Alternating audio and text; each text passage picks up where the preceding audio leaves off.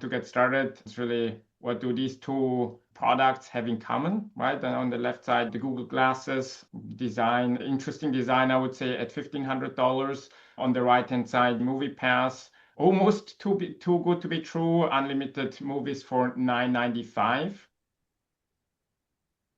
And if you think about that for a second, in terms of see design, you see a certain price point on the left, you see primarily an extremely attractive price point on the right-hand side.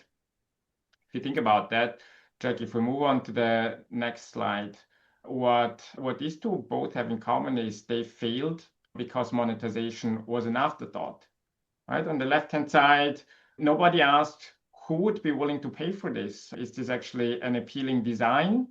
And is it an appealing design at this price point, right? And a lot of startup founders think about product market fit. So that's question number one. I would have my doubts on the first one here already. But then it's not just the product market fit. It also becomes a question around product market price fit, right? So for example, if I ask you, Tony, are you interested in a cup of coffee?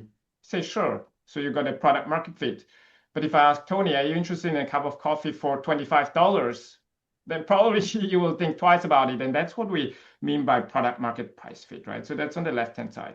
On the right-hand side, if you see something like this, the extremely attractive offer, like the big question is really, is this a sustainable business model? And are you capturing the value that you're providing? And so in that case, if you have to buy every single movie for $15 and you're giving them away for $9.95 unlimited, the answer is pretty easy. And that's how a company like MoviePass pretty much went out of business.